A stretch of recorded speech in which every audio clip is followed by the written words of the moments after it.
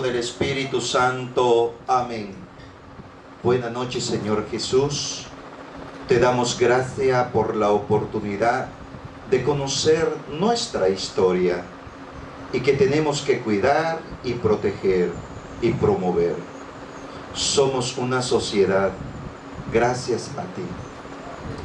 Muchas veces no entendemos y no comprendemos la historia y no sabemos juzgar el contexto.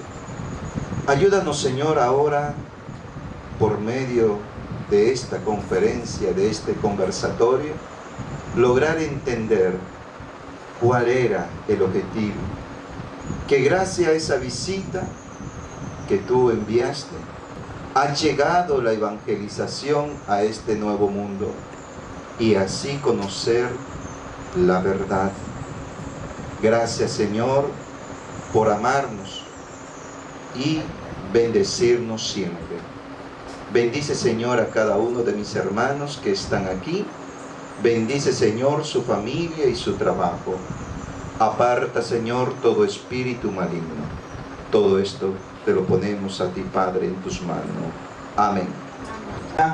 A todos ustedes por compartir un momento de conversatorio sobre realmente de esta tierra, de la Isabela histórica, la Isabela, 533 años de existencia prácticamente en el Caribe.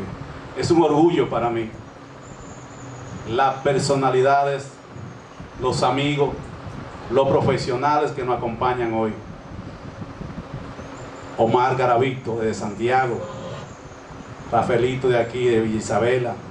Tenemos a Juan y el equipo con su esposa, Juan Bisonó Bautista, ¿verdad? Un sinnúmero de personalidades que me ha sorprendido que nos está acompañando esta noche.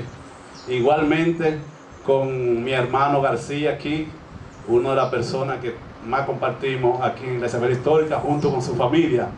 Y de aquí, de izquierda hacia derecha, Santiago Domingo Peñaló, Eduardo Morover, Cune, compañero de estudio, licenciado Nelson William. Cune es un pintor también de aquí, de esta geografía de Luperón. Un hermano y amigo, José Isiano de Santiago, abogado. Roque, que es un empresario en el área de esa parte que ustedes ven ahí, es parte de lo que tiene que ver la promoción de este negocio, y su amigo hermano que está acompañándolo también. De aquí a la derecha, Lucas, gracias siempre tú a los llamados que ha hecho la empresa, y yo personalmente siempre he cedido. Lucas ya es dominicano, es de aquí, una persona con una finca forestal hermosa. Igualmente el reverendo, doña Nina, Tony, el primero que llegó, Tony Peña, director de distrito de aquí de la Isabela Histórica. Y te felicito, las patronales están al 100%. El licenciado Domínguez Pichardo, doctor, jornalista, abogado, escritor, un empresario, igualmente junto con su esposa. Y aquí realmente nos acompañan desde Santiago también, Miguel Barona. Ok, Miguel Barona es una persona que ha escrito un libro sobre lo que tiene que ver con el registro civil, con una experiencia enorme. Lo felicitamos, venir también desde Santiago. Señores, este evento significa un encuentro con nuestra historia, pero además de eso hay un hermano y amigo mío de muchos años en la parte de arte que siempre me ha acompañado, Teddy, uno de los pintores que yo más admiro en la geografía de Santiago y Puerto Plata y de República Dominicana. Otro hermano que viene de Sosúa, Salomón Santos Martínez, pintor. En toda la oficina de nuestras empresas te va a encontrar algo pintado por Osiris. Su nombre es Salomón, pero Osiris.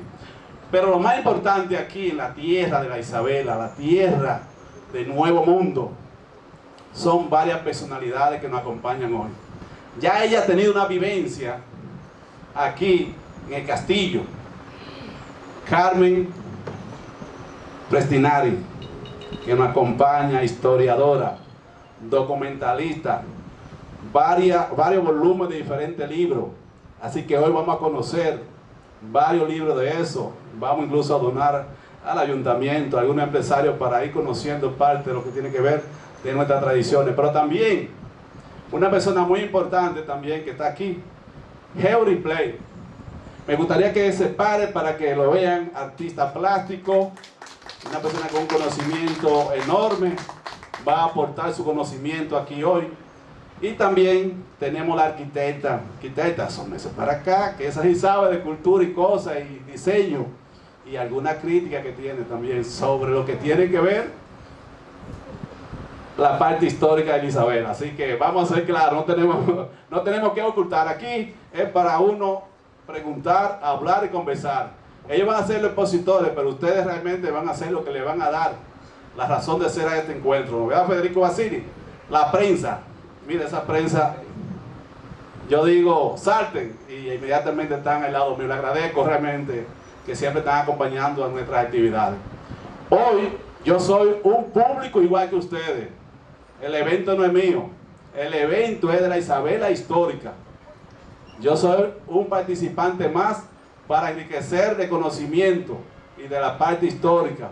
Y a Tony, que es el alcalde, estamos realmente como empresa, como persona y ese equipo que está aquí para aportar el conocimiento y la educación. Estaremos junto contigo en todo lo que tiene que ver sobre esa parte. Así que le damos el escenario a Carmen Prestinari para que haga la introducción de qué se trata esto, y luego presentamos el documental y todo lo que tiene que ver con el desglose de nuestra historia. Carmen. Cristóbal Colón, que hizo la primera misa, el Padre Boy. Y le hemos pedido al Padre Boy que haga presencia hoy con ustedes, para que se pueda identificar en esa carpeta, que ustedes vean cuándo se hizo la primera misa y cuándo la Eucaristía se le presentó a los indígenas por primera vez. Él luego estará con ustedes para que tengan un pequeño recuerdo y se podrán fotografiar con él. Ahora les dejo con el documental, que espero que ustedes lo disfruten. Un genovés en Montecristi, Cristóbal Colón. Esta obra, la razón que se presenta es porque queremos hacer una, igual en la Isabela, un libro y un documental que realmente realce y dé alas a aquellas ruinas. Gracias. Un monumento histórico es poder estudiarlo adecuadamente en los archivos. ¿A cuál archivos me refiero? A los que están en España. Los de Simancas son de la época medieval, 1200, 1300, hasta 1400. La Isabela requiere un trato muy especial, y una de las razones por la cual no se ha podido progresar tanto es porque la paleografía, la forma de escritura es muy compleja, y además hay que entender la idiosincrasia de la época, cómo ellos pensaban cuando ellos llegaron, las cosas que trajeron y así sucesivamente. Entonces, por esa razón estamos muy atrasados muchas veces en recuperar la realidad de los hechos históricos, porque la paleografía es compleja, y más si es del 1200, del 1300, 1400, ya eso viene siendo, cuando logren ya poner el documental, ustedes podrán en una ocasión, cuando hablan de la reina cuando expulsó a los judíos, ustedes podrán ver una muestra de lo que es una paleografía del 1400 y pico, ¿entiende? Entonces, por eso es que nosotros, los dominicanos, tenemos que rescatar nuestra historia, como hizo Trujillo, que trajo Walter Palmer. Él trajo los mejores de los mejores, y yo me llegué a cartear, no estoy tan viejita, pero me llegué a cartear con Walter Palmer, y Walter Palmer me dijo estas cosas: Carmen, la República Dominicana es un gran tesoro universal. es la imagen del nuevo mundo, es la historia del comienzo de todo y está lamentablemente en necesidad que se esclarezca, se escriba y se sepa sobre ella. Y me habló en particular de Montecristi, por eso este documental, y en los archivos que tengo muchísimos años en Simancas, en Sevilla, en el Archivo Histórico Militar de Madrid, en la Biblioteca Nacional de Madrid y sucesivamente. Y es importante recurrir a esos sitios donde hablan la verdad y donde no son azotados con la pluma pasional, porque cualquiera puede escribir un libro cogiendo y recopilando lo que el otro escribió y lo que el otro escribió sucesivamente, pero lo que el otro escribió y el otro escribió y el otro escribió es verdad, no se sabe, ¿verdad que no? Entonces, por esa razón, nosotros como dominicanos tenemos una copita de oro, una joya maravilla, que es la Isabela. Señores, ustedes son los más privilegiados internacionalmente. Tenemos que rescatar eso, pero fehacientemente con la realidad de los hechos, con la historia, no con las plumas pasionales ni con el cuento. ¿Entiende? Que esto pasó, que el otro, que Guacanacarí, que Colón, que Diego. No, vamos a las fuentes, porque en las fuentes, cuando vengan los eruditos de afuera y las personas educadas y académicas, vean lo que nosotros tenemos, reconocen que nosotros hemos hecho nuestra tarea de recuperar nuestra historia como es, hasta que comiencen ya. Entonces los dejo con el documental que se hizo de Montecristi, que queremos uno de la Isabela y un libro igual.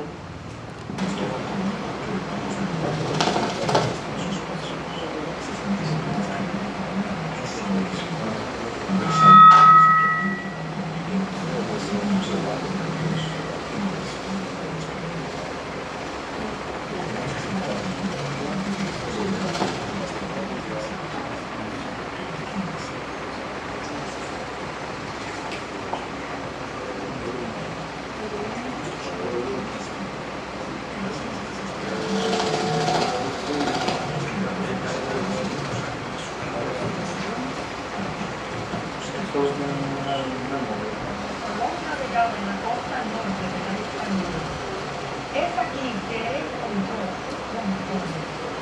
muy parecido, semejante bien que él había visto en Almería.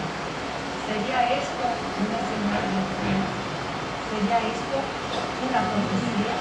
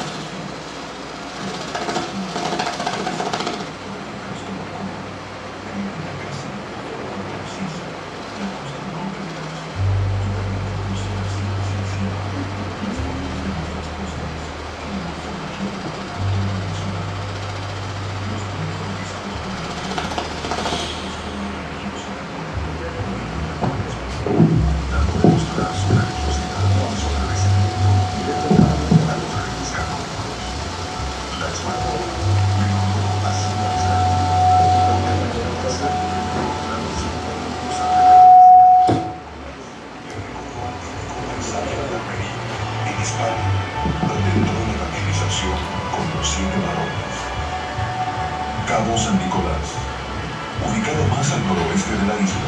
Su nombre es en honor a San Nicolás, porque cuando lo vio por primera vez fue el 5 de diciembre de 1992, vísperas del día de San Nicolás de Bari. En siglos posteriores, Cabo San Nicolás fue conocido también como El Gibral. Cristóbal Colón, al ver una gran cantidad de tortugas en las playas, la bautiza con este nombre. En siglos posteriores, Tortuga se convierte en un nido para los piratas y bucaneros que aterrorizaban las embarcaciones españolas en las Antillas. Y en el siglo XVII es el escenario del primer asentamiento francés, que luego le da inicio a la colonización francesa de Saint-Domingue y posteriormente a Haití. Natividad. El primer fuerte español en América fue la Navidad o Natividad, construido con los escombros del galeón Santa María, tras accidentarse contra un coral.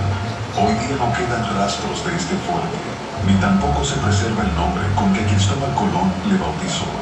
Sin embargo, se sabe que la Natividad fue construida unos kilómetros hacia el este de la actual ciudad de Cabo Haitiano. Montecristi. Cuando Cristóbal Colón bautizó por primera vez a la que ahora se conoce por el Morro, le nombró Montecristi, en honor a Cristo de Nazaret. Hasta el día de hoy, esa zona se conoce por Montecristi, al igual que el pueblo fundado en las carencias del Morro e inclusive la provincia que pertenece a esa zona. Cibao. Contrario a los demás nombres, Cibao no es invención de Cristóbal Colón, sino de los indígenas taínos, y es el único nombre indígena que incorporó en su mapa. La palabra significa tierra rocosa, y los taínos la usaban para referirse a lo que hoy se conoce por Cordillera Central en República Dominicana. Inclusive hasta finales del siglo XIX, aparecían mapas que denominaban a la cordillera con el nombre de Cibao. Los españoles también aplicaron el nombre Cibao a toda la zona norte de la isla.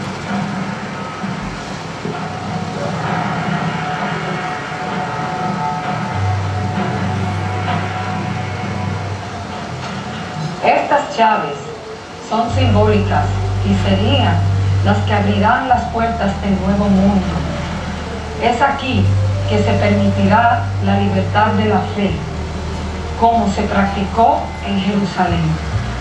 Cristóbal se identifica con la gesta de Moisés en el Santo Cerro de Sinaí, cuando se le fue entregado por el verdadero Dios los 10 mandamientos a su pueblo elegido. Estos profundos sentimientos religiosos y su fe de apóstol, demostrado en sus actos conquistadores, lo harían sentir que con sus carabelas, al igual que Moisés en el desierto, sería el camino para la salvación de un pueblo oprimido por la persecución y la Santa Inquisición, que busca su tierra prometida como fuente de vida.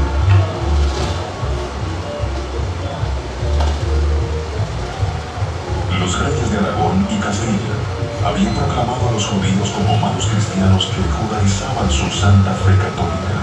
En apartes del decreto, se exponía que los judíos se jactaban de subvertir la fe católica, procurando de circuncidar a sus hijos, dándoles libros para escribir y leer las historias de su ley, persuadiéndoles de que guarden la ley de Moisés, obligándoles a entender que no hay otra ley ni verdad sino aquella, lo cual todo consta de un solo Dios. Por confesiones de los mismos judíos y de quienes han sido pervertidos, que hasta el fin del mes de julio, de cualquier edad que sea, deben salir con sus hijos y no se retornar bajo pena de muerte. Nadie de sus reinos podía ser osado de recibir, acoger o defender pública o secretamente a judío o judía, pasado el término de julio, so pena de confiscación de todos sus bienes. En estas tierras, Colón dio suficiente agua, fuentes de oro, granito para construir iglesias y casas para su pueblo. En su bitácora reza que después de esperar hasta agotar su paciencia, Martín Alonso empieza nuevamente su travesía con el sentimiento del deber cumplido. He encontrado lo que he estado buscando. Montecristi renace como una protagonista que ha estado silente por muchos años, una protagonista que cada día nos revela que República Dominicana es una nación bendecida y con historia, una historia donde sus pioneros protagonistas vieron en estas tierras el lugar perfecto donde Dios hizo su mejor obra. Colón, en sus cartas a los reyes católicos en Granada, expresó una y otra vez su aspiración de dedicar las ganancias obtenidas en las tierras a descubrir en una gran cruzada para rescatar los lugares santos de Jerusalén.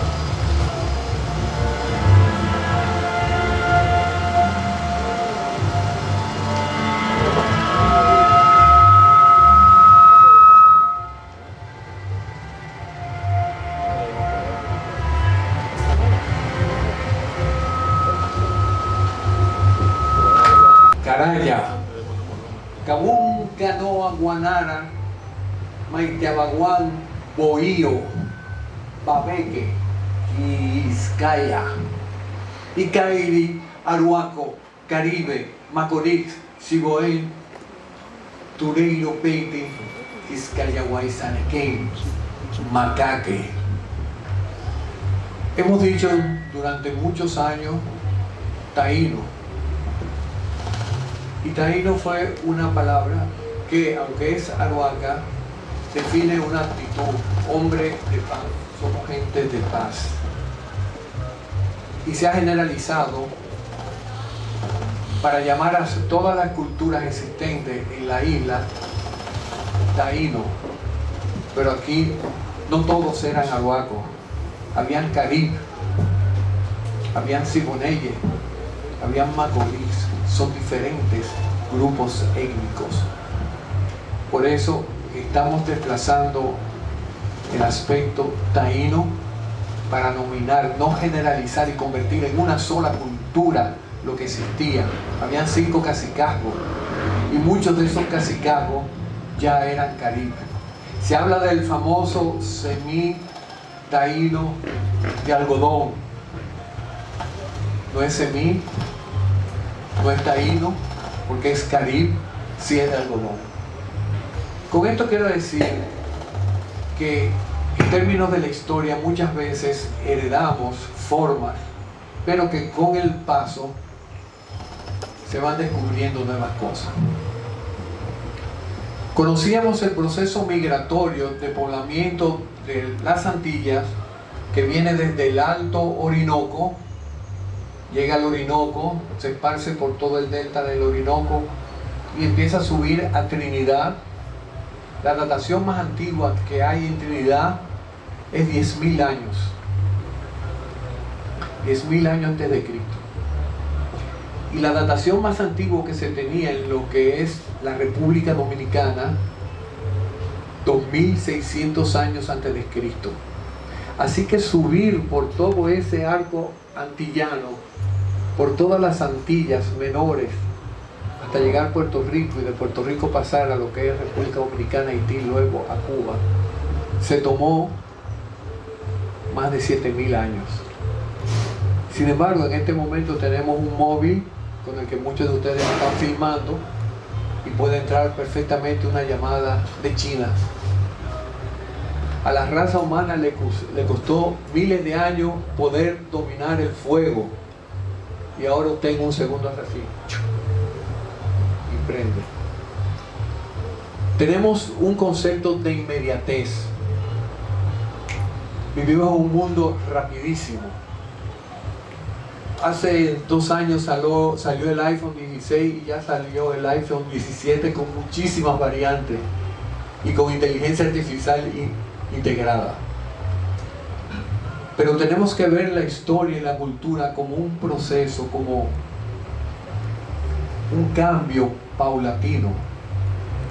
Las grandes catedrales europeas que se construyeron en la técnica del gótico tenían el concepto, estamos hablando antes del Renacimiento, antes del llamado descubrimiento, del encuentro de las culturas.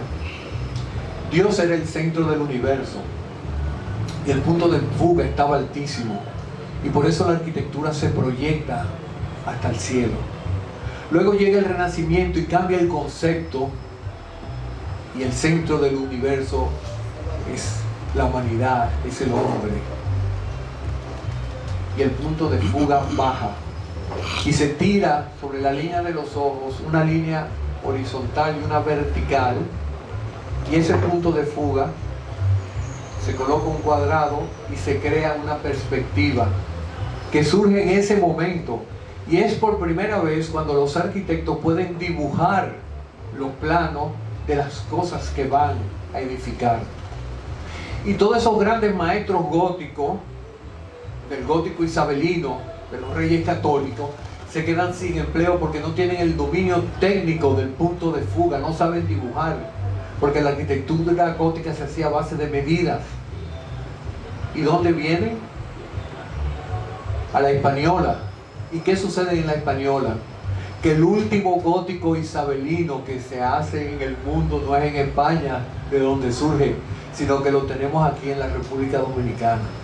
Tenemos la maravillosa catedral, primera de América, Santa María de la Encarnación. Tiene un canon gótico y su fachada ya es renacentista, porque se ve, podemos tener el lujo de tener el proceso evolutivo y está decorada con algunos altares barrocos. Se ve el paso del tiempo, eso lo tenemos aquí. La arquitectura gótica se viene a estudiar en República Dominicana por eso. Y tenemos el lujo de que estamos en donde, en la Isabela, donde se tienen toda una serie de planos y mapas. No hay perspectiva porque no había el dominio. Es gótico los diseños que se tienen. Y tenemos todo los basamentos, con todas las historias que pasaron los Gredar, que se ha ido deteriorando, que fue intervenida. Dice un amigo restaurador que buena o mala la restauración, de una forma u otra conserva y preserva. Ahora, ¿quiénes son los herederos de la Isabela? Están aquí, los estoy viendo, son ustedes, que son de este sitio, o los que han venido aquí a vivir, los que se han retirado, que han salido de cualquier parte del mundo y están aquí. Y ustedes son los depositarios y los que tienen que velar por esa Isabela. Hay grandes proyectos turísticos. Hubo un pasado ministro de Cultura, no voy a decir su nombre, que había que hacer esto como un Disney World. Negativo. Tuvimos un gran consejo y una gran reunión de UNESCO para el Caribe hace años con el estudio de la Isabela, y se hizo hasta una propuesta: consolidar las ruinas, pero ahí entramos también en otro concepto que vamos a desarrollar en un momento.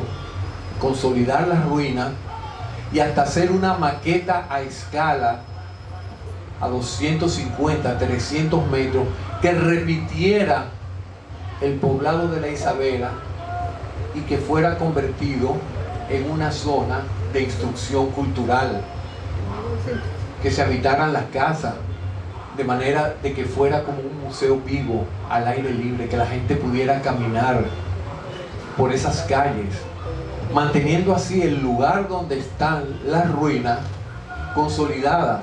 Pero tenemos que tener muy claro el concepto de consolidar, porque hay arquitectos que dicen, bueno, este ladrillo está descascarado, ese ladrillo vamos a quitarlo, vamos a poner un ladrillo nuevo.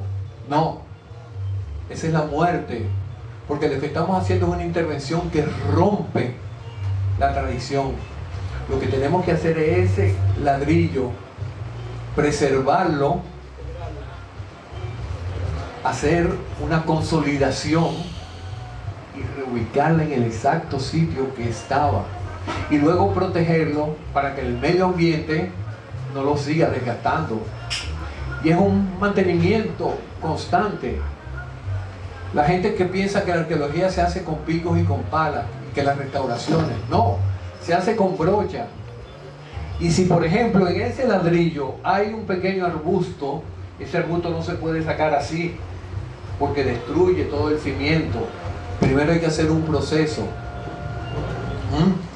para que pierda la cohesión, inyectándolo, y después fracturarlo en pequeños pedazos y sacarlo con pedacitos para no romper la estructura del entorno. Entonces el trabajo que podemos tener en Isabela es un trabajo realmente gigantesco. Pero ustedes, depositarios de la Isabela, no es solamente un patrimonio cultural de la República Dominicana. Señores, es el inicio de quizás la revolución más grande, del cambio más grande de los últimos 500 años que ha tenido la humanidad. ¿Y dónde empieza? Empieza aquí en la Isabela. Y ustedes tienen esa cruz sobre sus hombros, porque ustedes son los llamados a educarse, a protegerla, a crear conciencia, a defenderla, a estudiar y tener el concepto de lo que realmente significa la Isabela para la cultura universal. No es tener un espacio de exhibición, no es tener el monumento hecho y que todo el mundo venga a verlo, no. Es que sea parte integral del concepto de nación, del concepto de humanidad y del concepto trascendente de universalidad que podemos tener a partir de la Isabela. Aquí se inicia todo. Aquí llega todo lo primero de Europa. Aquí llegan por primera vez los caballos a América, que en estas tierras proliferaron de una forma increíble. Todos los caballos que poblaron el continente, norte, centro, Sudamérica, el Caribe, surgen de esta maravillosa isla. Y esos andares se cambian y se crea el paso fino colombiano y el troche y galope. Y el caballo, los caballos de las praderas norteamericanas, todo sale de aquí. Muy pocos caballos se llevaron después de Europa a América de la gran salida que tuvo de la Hispaniola. Así mismo fue con los alimentos. Aquí es donde se da la primera comida, sabor, fusión en el mundo, y está documentada históricamente cuando hay un encuentro entre españoles e amerindios, porque ya no podemos utilizar el término precolombino, porque aquí había cultura pre la llegada de Colón. Entonces no es Colón la referencia, los aborígenes que tienen su propia cultura. Asimismo, en un momento dado, esas culturas dan un aporte y civilizan también. Cuando se encuentran con el casabe de la yuca, es desplazado inmediatamente el pan europeo, porque en 3 días en una nave en alta mar le salían hongos y se asume el pan de India, que es el casabe, y el casabe se convierte en el pan de toda la colonia aquí y de toda la conquista de América. Y ahora es un plato gourmet. En esa primera cena le brindaron a los españoles pues las diferentes frutas, y hasta hay la crónica de que le dieron un perro asado. Los perros eran comidos por los aborígenes. Entonces los españoles declinaron muy elegantemente la invitación, diciendo que era un animal muy noble y que para ellos tenía una implicación de el mejor amigo del hombre, y que por eso ellos respetaban y por eso no comían el perro, y aceptaron esa excusa. Entonces, la historia vista de esa forma, de esa manera de documentar, es bellísima, a pesar de todo lo horrible que ha podido pasar a través de la historia. Los procesos de evangelización fueron muy fuertes, porque eran conceptos que coincidían. El gran dios civilizador de los arhuacos se llamaba Yocajú Baguá Maorocoti. Yocajú, señor de la yuca, que era el alimento fundamental. Baguá, que vino a través del mar, vino navegando desde Sudamérica, pero Maorocoti, y ahí está la gran clave, que tuvo madre, pero no antecesor masculino. Fíjense el punto de coincidencia, porque son formas arquetípicas del pensamiento humano. Entonces, todo esto mezclado en un momento nos da la enseñanza de que realmente tenemos un espacio maravilloso. Aquí surge la primera epidemia de América. La primera epidemia de América fue a la zona de Macao, donde hay una cantidad de arqueología que desde 1930 se está saqueando. Entonces se decidió hacer ahí en Punta Macao, es el punto más al este donde termina la isla. Y fuimos con el Museo del Hombre, y aquello era un paisaje lunar. Estaba así todo revuelto, porque los huaqueros lo que van a buscar es el objeto para tratar de venderlo. Pero en arqueología el objeto es importante, pero más importante es ver el entorno cultural que rodea ese objeto para saber la importancia que pudo tener. Si usted encuentra una botella y esa botella está ahí simplemente, viene un vaquero y se la lleva y el objeto es precioso, pero yo te vendo el objeto precioso. Ok, me da 5,000 pesos, perfecto.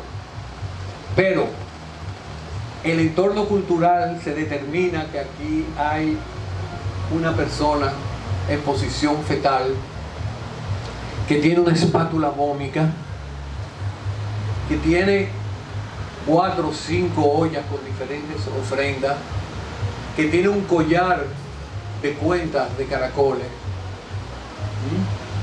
que tiene varias hachas petaloides. Es una persona importante porque tiene ofrendas como parte de la jugar. Pero yo como juguero busco la pieza más bonita para venderla y destruyo el entorno. Entonces, por eso el objeto es importante, pero más importante el entorno. Lo mismo sucede en toda la cultura. Tenemos aquí, tenemos una primicia. ¿Cuántos de ustedes son de Santiago? Ustedes Santiago, ustedes Santiago. ¿Cuántos de ustedes conocen algún nombre de los 30 caballeros? Pero ¿usted no cree que Santiago merece conocer sus caballeros? Yo creo que sí. Vamos a hacer un esfuerzo para que Santiago ¿cómo es?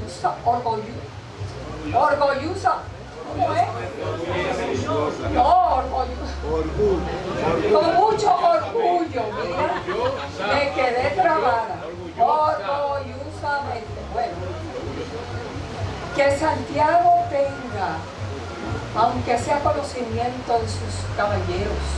¿Y usted sabe cuáles son los 30 caballeros? Le vamos a dar la primicia de algunos nombres de esos caballeros hasta completar. De los 30. Vamos a completar los 30, tenemos como 12 o 13. Valerio. Pero eso es mucho. Mencióname uno. Ahora mismo le vamos a dar la primicia de esos nombres, de esos caballeros. Y estamos trabajando hasta con sus escudos. ¿Entienden? Los que estuvieron en Jacagua, los que estuvieron en Santiago de Compostela. Y la historia de ellos. ¿Por qué? Porque nosotros como nación, esa es nuestra identidad, ese es nuestro orgullo.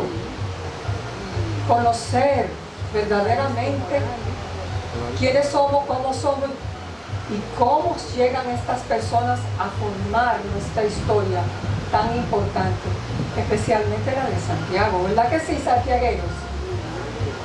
Ustedes están de acuerdo, ¿verdad? No es solamente el monumento, vamos a hablar de los caballeros. Ahora le vamos a dar los nombres. Usted le pregunta al 100% de los santiagueros y no saben quiénes son los 30 caballeros.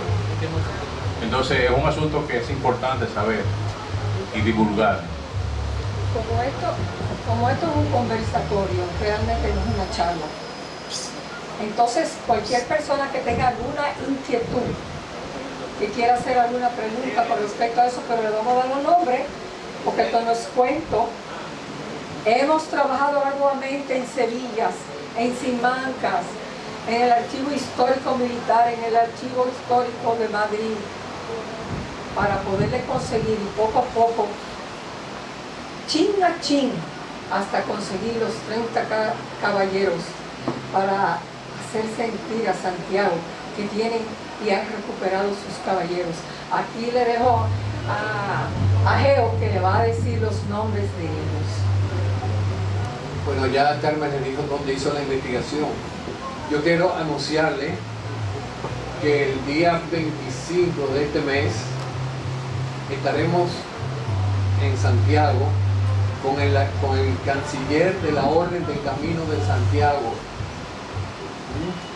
de Compostela, España, que viene por segunda vez a República Dominicana y a Santiago a visitar la catedral del primer Santiago de América, a conocer un poco la antigua ciudad de Santiago, Jacagua, y hacer unos novicios como parte de la orden. En las festividades de Santiago, de la fiesta del patrón Santiago, se erigió un monolito con la orden del Camino de Santiago, marcando los kilómetros que hay de aquí a Santiago de Compostela. Entonces, bien, Fray Jorge, seria persona de dignidad en la iglesia de Santiago de los Caballeros, de noble familia y de maestre comendador, por más señas de la orden de Santiago. ¿Quién es el primero? El cronista y caballero de la orden de Santiago nos narra Ortiz de Zúñiga sobre el año 1492, donde alude sobre las celebraciones que el Cabildo de la Catedral de Sevilla, después de haber recibido las cartas de los reyes fechada en Granada, a 2 de enero se hizo procesiones de acción de gracia conjuntamente con otras iglesias y juntas todas con la iglesia del convento de Santiago de los Caballeros en la Hispaniola, que llamaron Santiago el Nuevo. Ustedes no sabían que a Santiago de los Caballeros históricamente en España le decían Santiago el Nuevo. Pues ahí tienen un documento histórico ya certificado y encontrado por Carmen. Santiago de Compostela, Santiago el Viejo. ¿Y cuál es Santiago el Nuevo? Santiago de los Caballeros. ¿Para honra de quiénes? De todos nosotros los dominicanos. Y el primer Santiago de América. Fue lo primero que vi, el primer Santiago de El de América. Chile, ¿no? El de Chile. No, ese es posterior, y el de Cuba también. Estamos hablando del primer Santiago de América. Entonces, bien, repito, las festividades se hicieron en Sevilla en conjunto con las festividades de Santiago el Nuevo, en la Hispaniola. Con la imagen de Nuestra Señora de los Reyes, en que se adornaron las calles con colgaduras, altares y arcos triunfales. El Fray Jorge sería persona de dignidad en la iglesia de Santiago de los Caballeros, predicador y comendador. Comendador es el jefe de la orden en ese sitio, en el priorato. En este momento yo soy el comendador para la República Dominicana de la Orden del Camino de Santiago. La iglesia del Colegio de los Mercedarios pertenece al convento de Santiago de los Caballeros, y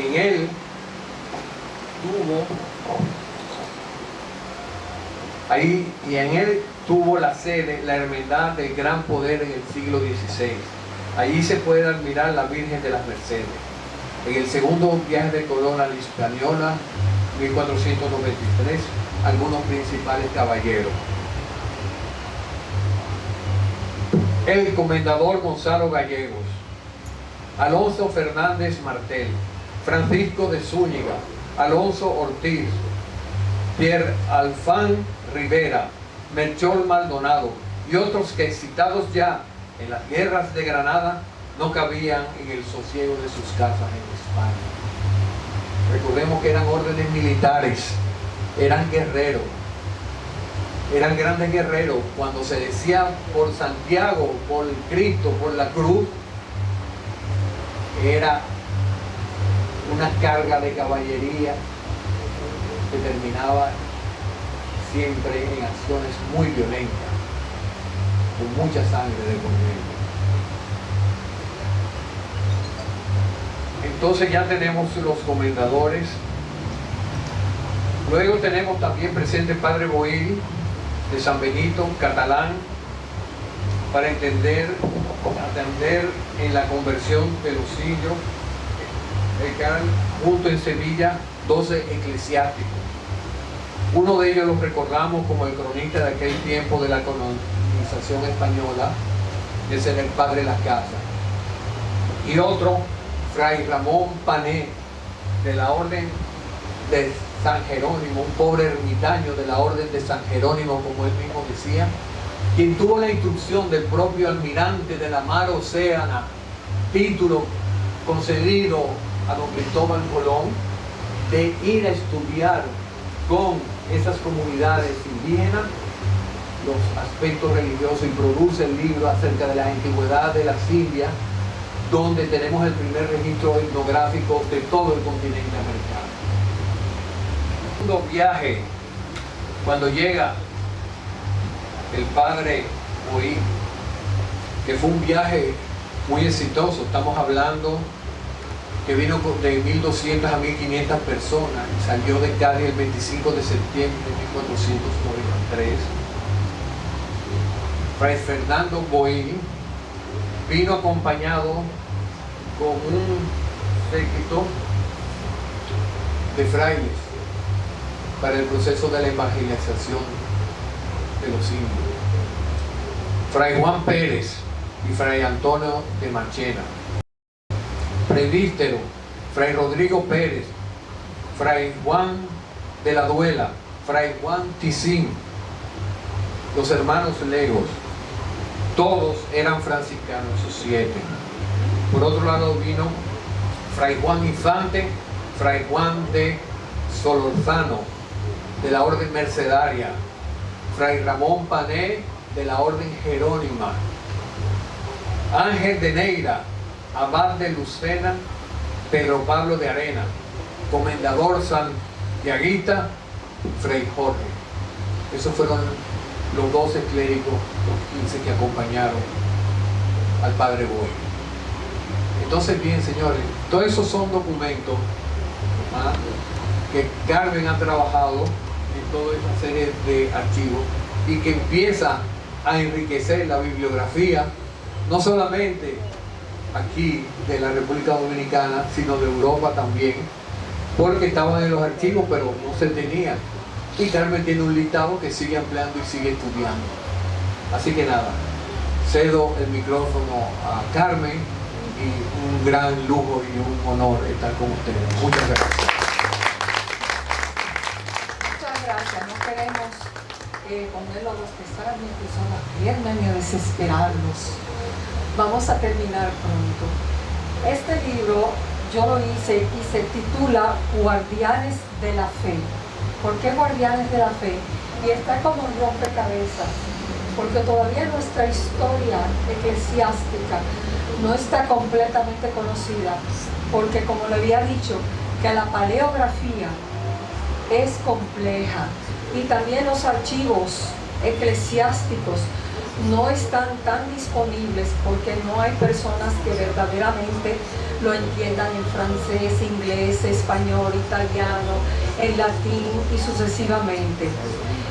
Este libro queremos hacer uno parecido para acá, para la Isabela, para ustedes, para todo el mundo, en la cual pueda reflejar, entiende, con una historia comparada lo que aconteció aquí y lo que es la realidad de un documento en un archivo que pueda esclarecer todo momento histórico que se necesite para disfrutar verdaderamente la historia de todos nosotros y el mundo, porque la Isabela es una reliquia del mundo.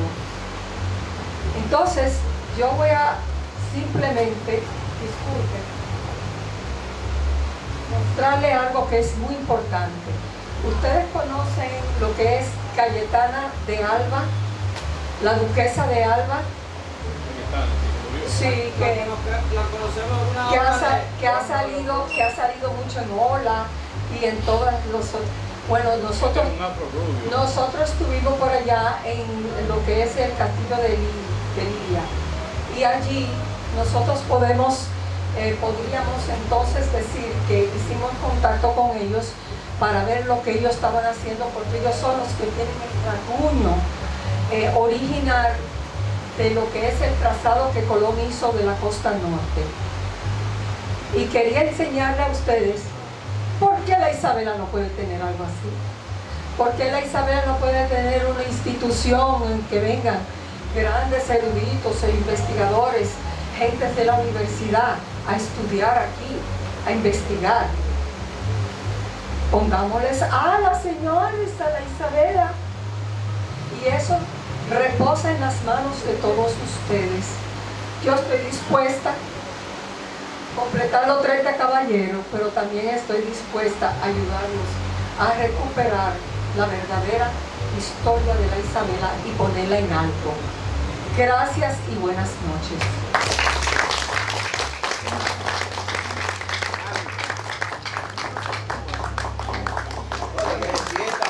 Y buenas noches, yo soy Nelson Humeyes, yo soy oriundo de aquí, de este entorno. Cruzando el río Bajabonico está la comunidad de Dieguito, dicen que se fundó en honor al hijo de Colón, Diego Colón, y en esa comunidad tuve el privilegio de nacer. Entonces, nosotros a principio del 2000, tengo una serie de personas aquí que son parte de lo que voy a hablar.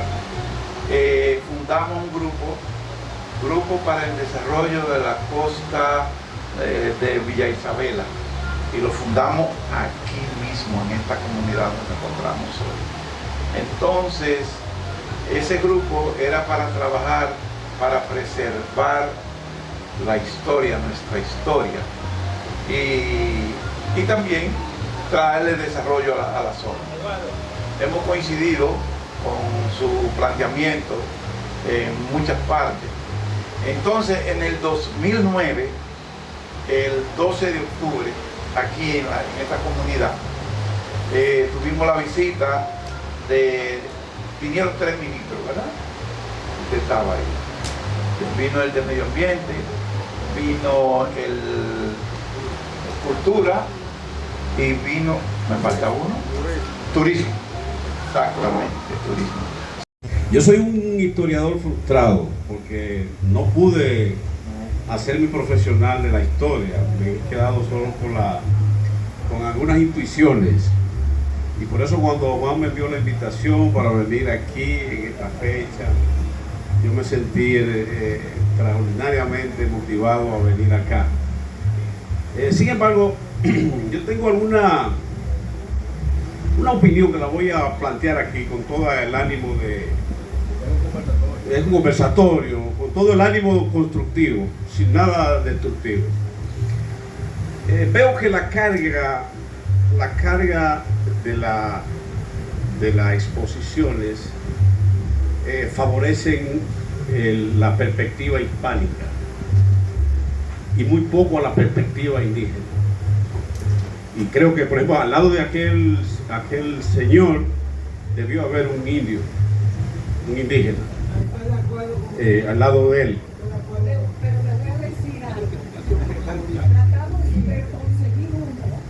La perspectiva indigenista, la perspectiva aborigen, favorece incluso el desarrollo turístico, más que la perspectiva hispánica. Y hay que hacer alegoría también y partir del pronunciamiento cristiano de que si conoceréis la verdad os hará libre.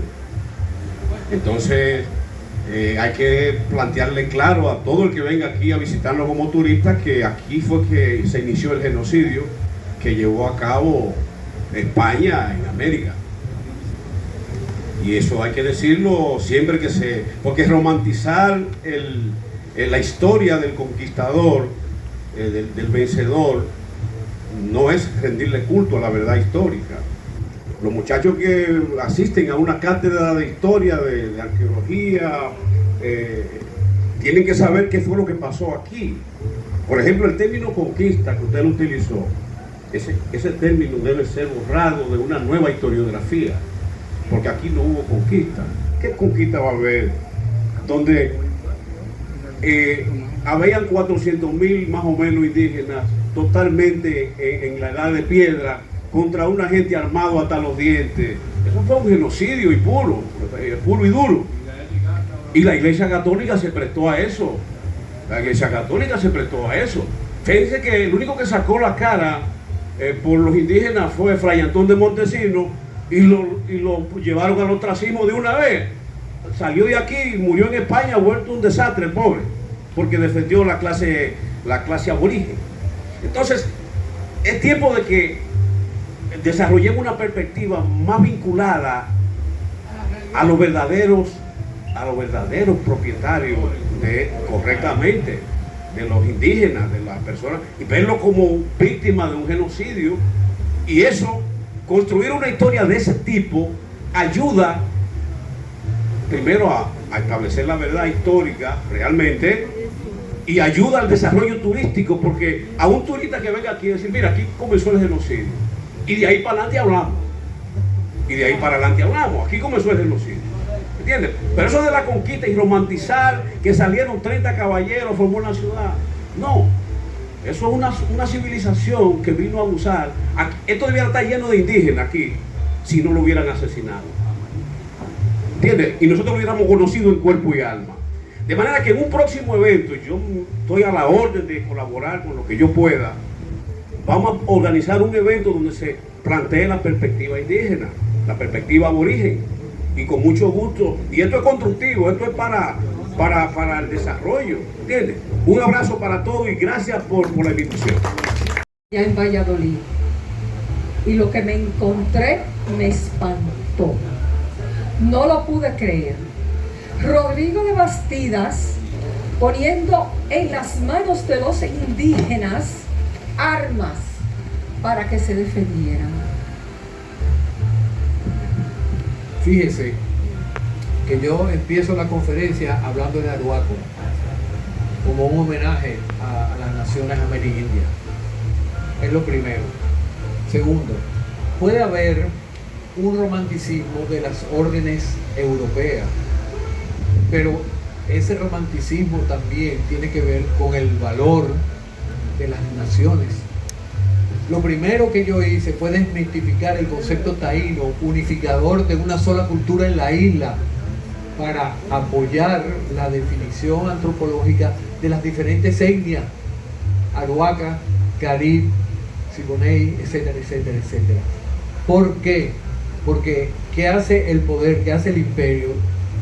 Llegaron a África y dijeron, todos son negros africanos. Llegaron a América, todos son indios. No es lo mismo un azteca que un inca, que un arhuaco. No, es que los taínos es un concepto imperial que generalizó. Estamos cambiando, lo dije al principio, el concepto precolombino, porque aquí había una cultura antes en apoyo a las naciones indígenas. Ok, yo he tenido desde hace 40 años grandes problemas con los supuestos arqueólogos que han hecho arqueología, porque en este país no hay remanentes indígenas, pero en esos 40 o 50 años nunca han firmado un manifiesto de apoyo a las naciones indígenas de ninguna parte del continente, ni de tierra firme ni de las islas. Entonces yo sí he trabajado con naciones indígenas y he tenido que salir de países porque he demostrado cosas legales, ¿entiendes? Pero yo puedo tener la visión amplia de que, por ejemplo, esos caballeros que fundaron Santiago luego se fueron muchos a tierra firme y siguieron el proceso de la llamada conquista. Es una situación que se ha hecho viral en los medios de comunicación, que es con respecto a una escultura de la diosa Atabey, que fue sumergida en el 2020 para reconstruir los corales y como atractivo turístico para las personas que hacen el deporte de buceo. Los trabajadores del arte y la cultura nos hemos visto en una situación junto a la comunidad religiosa en una confrontación que le propusieron a la sala capitular retirar la estatua del fondo del mar porque es una cosa satánica, diabólica, que se le está rindiendo culto y que por aquí que por allí. Entonces tenemos una discusión hasta el día de hoy que si el ayuntamiento tiene facultad o no para tomar esa decisión. Y lo que defendemos la estatua no como adoración sino como un símbolo cultural. O sea, ustedes vienen aquí, los asesinan y quieren borrar la memoria histórica también. Esa es la confrontación que tenemos. Entonces, que nos arroje un poco de luz. Quiero pedir al maestro que nos arroje un poco de luz desde el punto de legal, si esto es posible o no. Mira, Yermao, Guacara, Pitu y Suimaco, que son 5 nombres. Porque veo, mujer, en tus senos el sol, la luna, y en tu vulva al alumbrar al Señor de la yuca, Yucajú, que vino a través del mar, Baguá, que tuvo madre pero no antecesor masculino, Mauro Coti, Señor del Turey, del cielo, Señor del Guanín, del oro. Ataveira, Yermao, Guacara, Pitu y Suimaco es la madre de Dios en el universo aruaco, y uno de los títulos que ostenta en esos 5 nombres es madre de las aguas primordiales. Yo pregunto, ¿ustedes saben cuál es el agua, las aguas primordiales? Piensan que son los ríos, ¿verdad? O los lagos, ¿verdad? ¿Ah? O algún manantial, algún lago en la isla, el mismo mar, la lluvia del cielo. Las aguas primordiales son las aguas de las mujeres cuando rompen fuente y van a dar a luz una nueva vida. Miren la sutileza de esa espiritualidad. Déjenme decirle que es una pieza, yo estaba, era el encargado del Departamento de Patrimonio Cultural e Inmaterial del Ministerio de Cultura. Fue una donación de un grupo escultórico y tuvimos grandes problemas porque era para tener un elemento de la cultura aborigen inspirado un poco en la cerámica de las naciones originarias de esta isla. Pensamos que los aruacos eran los primeros habitantes de esta isla y no, fueron los últimos. ¿Ah? Y ahora con las últimas investigaciones que se han hecho, se ha encontrado una línea que viene de Centroamérica 1000 años antes del poblamiento del Orinoco Amazonas. En el error de juzgar la historia con el presente. Y ahora mismo nosotros estamos juzgando a los españoles por su actuar, por su forma de evangelizar y todo lo demás, la historia. Pero yo le aseguro que dentro de unos miles de años nosotros vamos a ser juzgados, tal vez por la cosa que nosotros miramos ahora que es normal, que es bueno, que según nuestra mentalidad ahora es bueno. Pero dentro de 1000 o 2000 años más adelante van a decir, pero qué bárbaros son esos. ¿Por qué? No sé. Entonces a veces nosotros tenemos que aprender a juzgar la historia en el momento, según la cultura y la costumbre.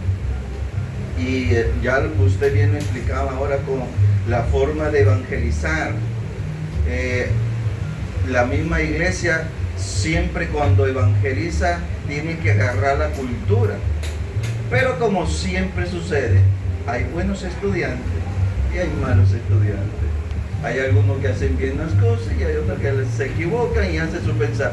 Porque lamentablemente el ser humano, cada persona, también es autónoma. Y a veces, aun cuantas veces dan una orientación, a veces la persona malinterpreta y hace otra. Como pasó en el Vaticano II, cuando se malinterpretó sobre la imagen. Muchos sacerdotes que hicieron, comenzaron a sacar todas las imágenes de la iglesia y no fue eso lo que se dijo en el Vaticano II. Entonces, así sucesivamente.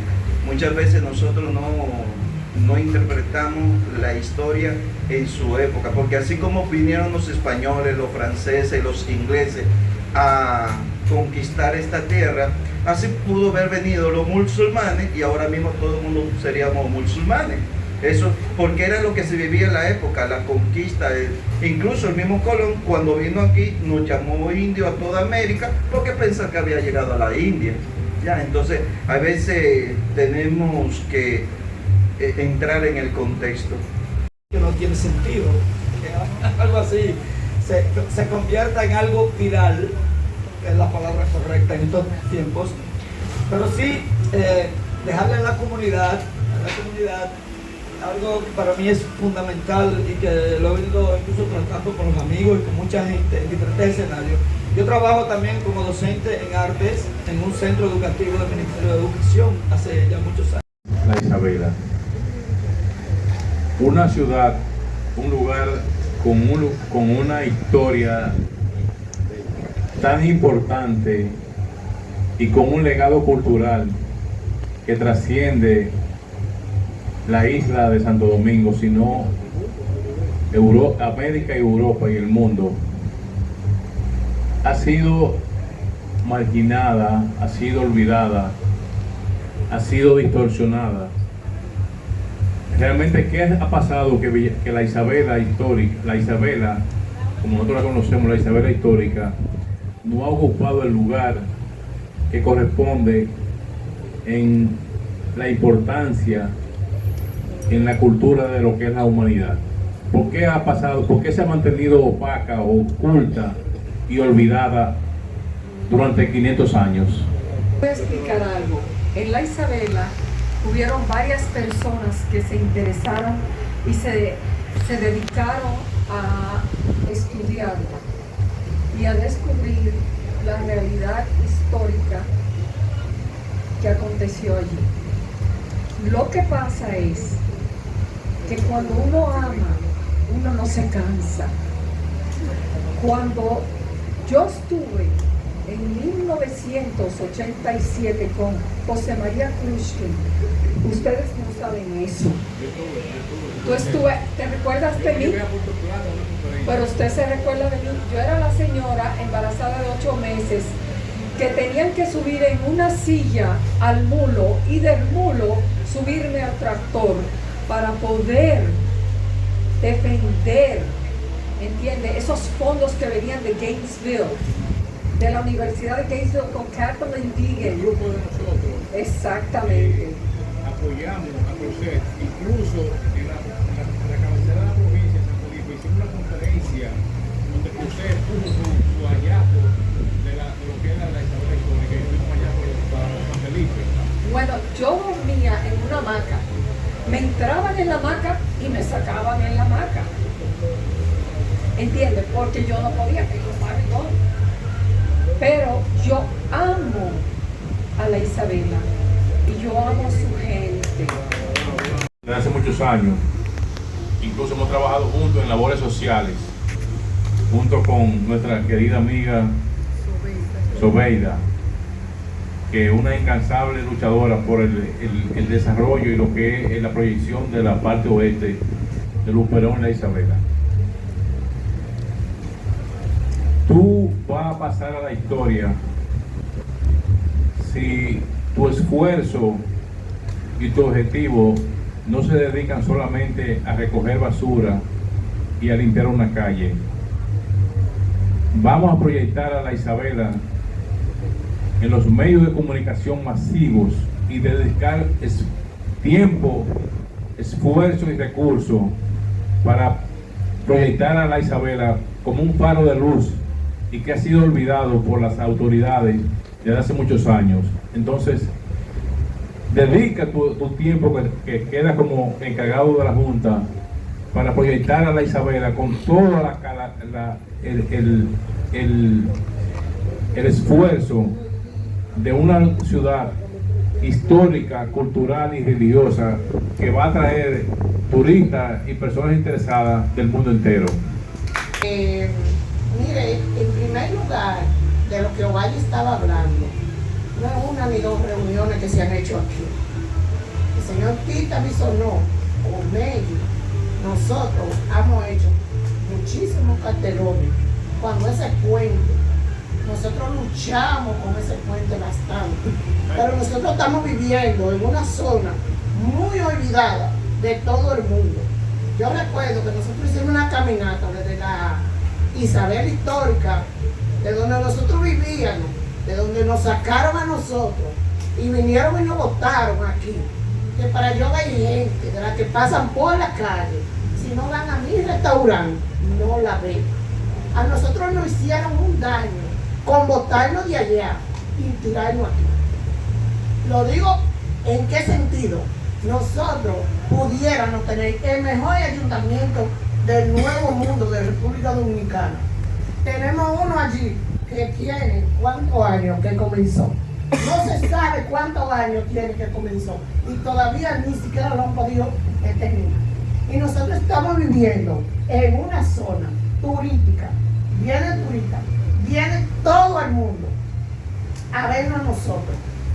Pero nosotros somos la zona más olvidada del planeta. Ustedes están haciendo esta reunión hoy aquí, pero nosotros no se sabe cuántas reuniones nosotros participamos. Y yo quiero que esto quede claro, nada más no con Tony, sino con todos ustedes, que ustedes vengan a ver dónde se hizo el primer ayuntamiento de la Isabel Histórica. Porque habemos mucha gente que ahorita preguntamos, ¿qué pasó en esa reunión? Pero no vinieron a saber lo que está pasando, ni a decir el motivo por qué la reunión. Es un honor para mí participar en una actividad de conversatorio que nos enriquece en cada fragmento y frase de las que se han expuesto y se han leído aquí esta noche.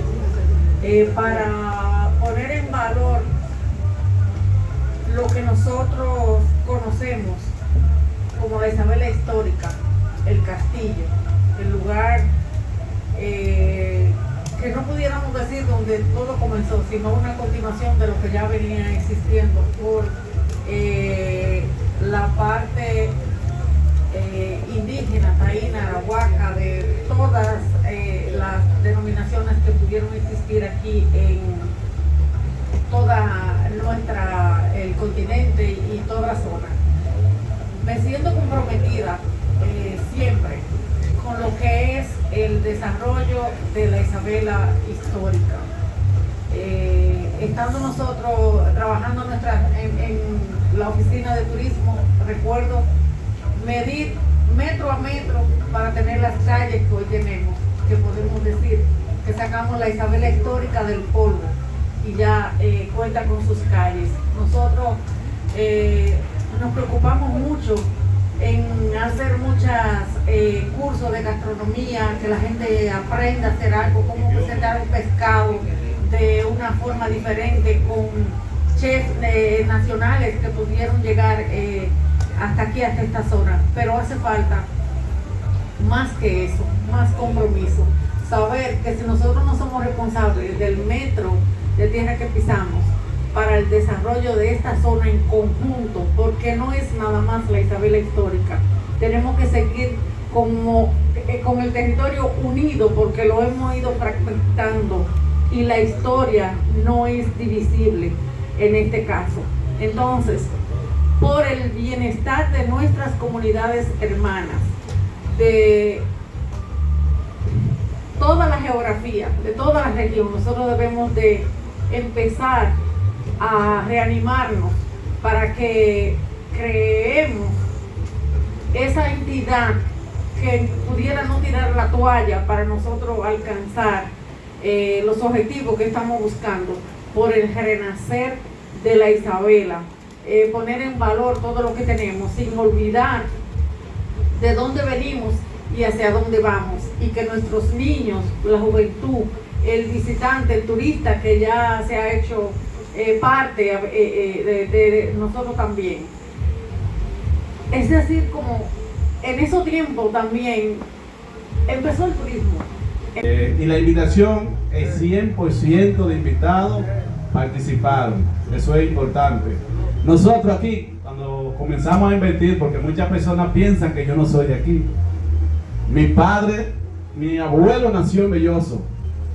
Mi padre también. Y si mi abuelo es Estanislao Brito, mi padre es Germán Brito. Y yo, como ellos se mudaron hacia la ciudad, nací en Luperón. Soy de esta tierra, salí en el año 1992. Y realmente sigo siendo mi serie 040, no he cambiado. Y aquí, cuando comenzamos a hacer diferentes inversiones, lo primero que hicimos, nos reunimos con cada alcalde y director de distrito, aquí, comenzando antes de operar con muchas inquietudes que hemos estado trabajando. Una vez traímos a Federico Basili sobre el asunto del puente, y hasta lo que tiene que ver en Nueva York tuvimos una participación reclamando esa parte. Los videos andan por ahí y apoyando el patronato que tenía. Eso ya tenía, creo que 7, 8 años, y se hizo una feria ganadera para el asunto del puente, pero nada, se logró. Con Sobeida, con Danilo, siempre habíamos discutiendo esa parte. Pero sobre esta situación de la primera ciudad del Nuevo Mundo, he estado discutiendo con todos los alcaldes, con todos los historiadores. Y les pido excusa porque el evento eran las dos vertientes, la parte indígena y la parte incluso de descubrimiento, la parte de Cristóbal Colón. No encontramos el personaje indígena. Yo soy una gente, le decimos a Carmen anoche, tengo una vocación por naturaleza sobre lo que tiene que ver los indígenas, que eran los autónomos de esta tierra, en esa parte. Por eso, en este evento hemos decidido que quien va a clausurar es el director de la Junta Distrital de aquí de la Isabela Histórica, Tony Peña, que tiene un gran compromiso y tendrá nuestro apoyo al 100% como persona, como empresa.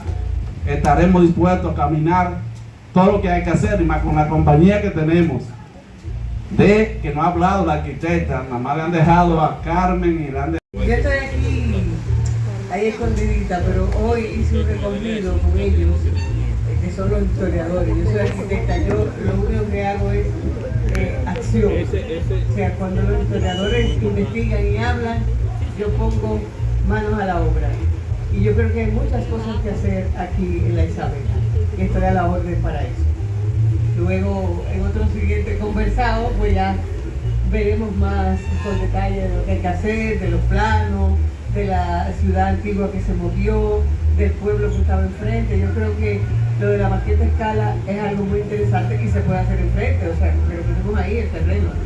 A todos, quiero felicitar a Juan por esa iniciativa de querer aportar al desarrollo de la Isabela, y sobre todo a recuperar nuestro patrimonio histórico que tenemos. Quiero expresar que no necesariamente no hemos ido logrando cosas en esta comunidad. Quiero resaltar la inversión que se hace recientemente de casi 200 millones de pesos en la remoción total del parque histórico, la terminación de los puentes, la terminación de la calle hacia Ricolandia. O sea, hay cosas que se han ido logrando en esta comunidad a raíz de que hay una situación que jurídicamente nos está afectando bastante para el desarrollo inmobiliario, y es el tema de las áreas protegidas. Nuestra comunidad lamentablemente tiene alrededor del 60% de nuestras casas dentro del Parque Nacional La Española.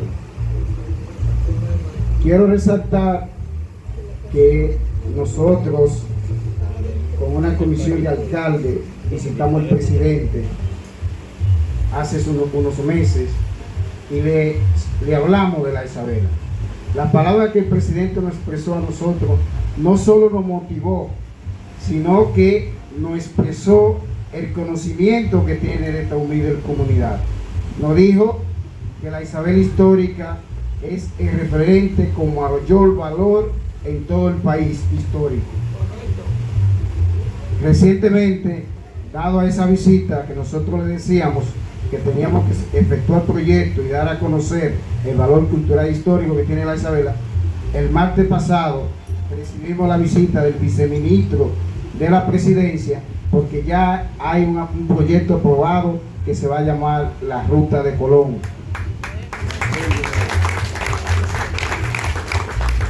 La Isabela histórica, el concepto que nosotros siempre le hemos dado es que es un diamante empolvado. La Isabela histórica, entre todos debemos unirnos, debemos luchar para que ese diamante brille. La Isabela histórica tiene alrededor de 23 primicias. La Isabela histórica, si nosotros no veamos colores partidarios no veamos comunidades indiferentes, sino que caminemos en una misma dirección. ¿Por qué? Porque lo que tenemos aquí, hay muchas naciones, hay muchos continentes que lo quisieran tener. Entonces, desde el ayuntamiento estamos dispuestos a apoyar, a garantizar de que la Isabel histórica eche para adelante. Muchísimas gracias.